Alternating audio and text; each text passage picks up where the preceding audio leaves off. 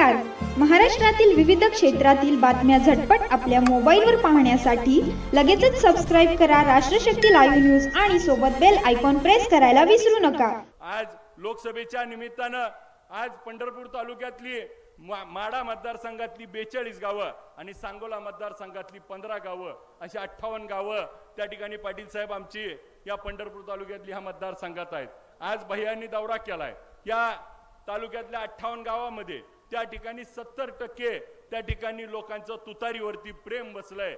आज त्या ठिकाणी उमेदवार कोण आहे हे नंतर होतं, परंतु तुतारी हा एकच घराघरामध्ये कोपऱ्यामध्ये गल्लीबोळामध्ये रस्त्यामध्ये त्या ठिकाणी कुठेही माणूस गाठ पडला तर तुतारी म्हणायचा. आणि आज त्या ठिकाणी आपल्याला धैर्यशील मोहिते पाटलाच्या ताकदीनं एक मोठा उमेदवार तगडा मिळाल्यामुळं उद्याचा विजय आपला सोपा झालाय. आणि उद्याच्या निवडणुकीमध्ये पंढरपूर तालुक्यातल्या सगळ्या गावांमधून आपल्याला भैया लीड देण्याचं काम आम्ही सगळेजण सहकारी मिळून करू. उद्याच्या काळामध्ये आपल्याला या सोलापूर जिल्ह्यातल्या उजनी धरणाचा पाण्याचा प्रश्न आज गंभीर झालाय. आज साहेब 94 TMC पाणी हे ऑक्टोबर महिन्यामध्ये धरणामध्ये होतं.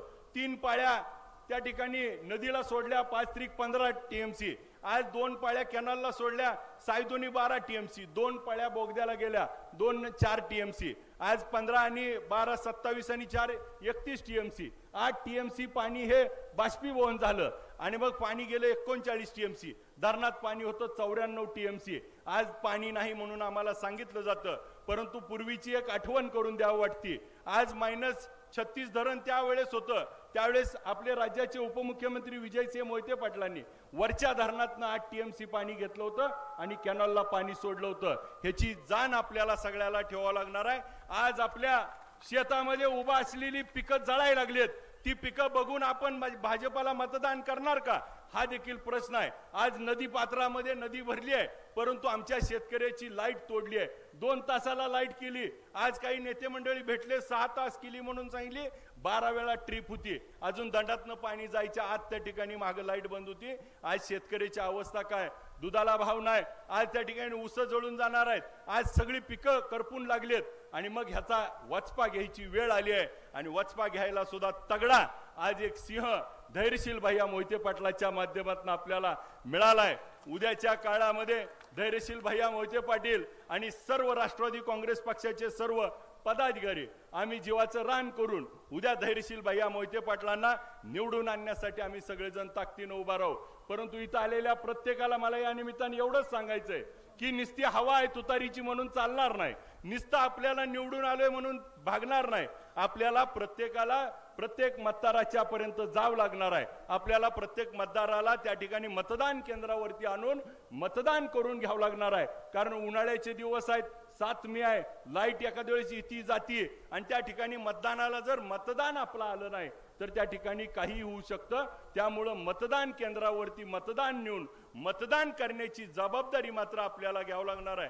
नाहीतर आपल्या बाईट लय भारी आहे, त्या सोशल मीडियावर लय भारी आहे म्हणून आपल्याला चालणार नाही. आपल्याला पोलिंग एजंट असतील, बूथ एजंट असतील, बिलो एजंट असतील, त्या ठिकाणी सगळ्याची निवडी करून आपल्याला मतदान केंद्रावरती मतदान हे 70% जास्त झालं तर आपण जे स्वप्न बघतोय की देशात किंवा राज्यामध्ये सगळ्यात जास्त मतानं निवडून यायचंय, त्याच्यासाठी मताची टक्केवारी आपल्याला वाढवावं लागणार आहे. आणि इथं आलेले सगळे मोहिते पाटील प्रेमी, राष्ट्रवादी काँग्रेस पवार साहेबांची प्रेम करणारे सर्वजण आहात.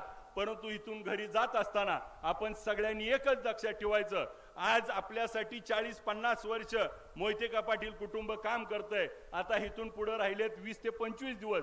20 ते 25 दिवसामध्ये त्या ठिकाणी कोण किती काम करतंय ह्याचं मूल्यमापन उद्याच्या काळामध्ये त्या ठिकाणी केलं जाणार आहे. आणि उद्याच्या 20-25 दिवसामध्ये घराघरापर्यंत आपण पोचलं पाहिजे. निस्तीच हवा आहे आणि म्हणून मतं पडतील असं न करता प्रत्येक मतदाराला त्या ठिकाणी जाऊन यंत्रणा राबवली पाहिजे. कारण समोरच्या त्या ठिकाणी जर विचार केला, समोरच्या बाजूला सगळे आमदार आहेत, सत्ता केंद्र आहेत, त्यांच्यावर साखर कारखाने आहेत, आपल्याकडे पण आहेत, परंतु त्यांचा प्रत्येक माणूस त्या ठिकाणी गावागावात बसून आज त्या ठिकाणी भूमिका घेतोय. उद्या सगळ्यांना सांगावं लागणार आहे की मनोज जरांगे पाटलावरती तिथल्या अंतरवेली सराटीवरती लाठीचार्ज करणाऱ्याचा SIT नेमणाऱ्याचा देखील आम्हाला निषेध करायचा आहे.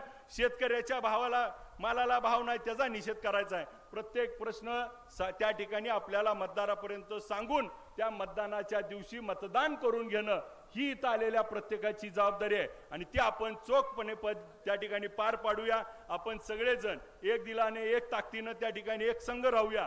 कारण साहेब असं झालं, जिल्ह्यात मी एकटाच राहिलो होतो, इकडे बी गेलो तर तिकडं असायचो, तिकडे बी गेलो तर त्या ठिकाणी शरदचंद्र पवार साहेबांमध्ये त्या ठिकाणी काम करण्याची संधी मिळाली. मला आज धैर्यशील भैया त्या ठिकाणी पक्षात आल्यामुळं मला आमदार झाल्यासारखं वाटायला लागले. कारण भैयाच्या बरोबर माझा बी मार्ग सोपा होतोय आणि त्यांच्यात माझं बी सगळं आता त्या ठिकाणी बूथ रचना असेल, सगळं असेल, काम होऊन निघल. आणि उद्या त्या ठिकाणी मोहिते पाटील परिवार, त्यांचं प्रेम करणारे सर्वजण आणि राष्ट्रवादी काँग्रेस पार्टी हे सगळेजण त्या ठिकाणी आपण एकमेकाला साथ देऊया. उद्याच्या काळामध्ये आपल्याला महाविकास आघाडीचं सरकार या राज्यामध्ये आणायचं आणि परत एकदा आपल्या शेतकऱ्याची घडी बसवायची आहे. देशाचे नेते शरदचंद्र पवार साहेब या वयामध्ये एकटे पडू द्यायचे नाहीत. त्यांच्या खंबीरपणे एक आजोबा, त्यांचा नातू, एक पोरगा, त्या ठिकाणी एक सहकारी म्हणून त्या ठिकाणी त्यांच्या सोबत उभा राहायचंय. धैर्यशील मोहिते पाटील साहेबांचं राष्ट्रवादी काँग्रेस पार्टीमध्ये सहर्ष स्वागत करतो. उद्याची लढाई आपण जिंकल्याशिवाय थांबायचं नाही. एवढं बोलून थांबतो. जय हिंद, जय महाराष्ट्र. धन्यवाद आबा.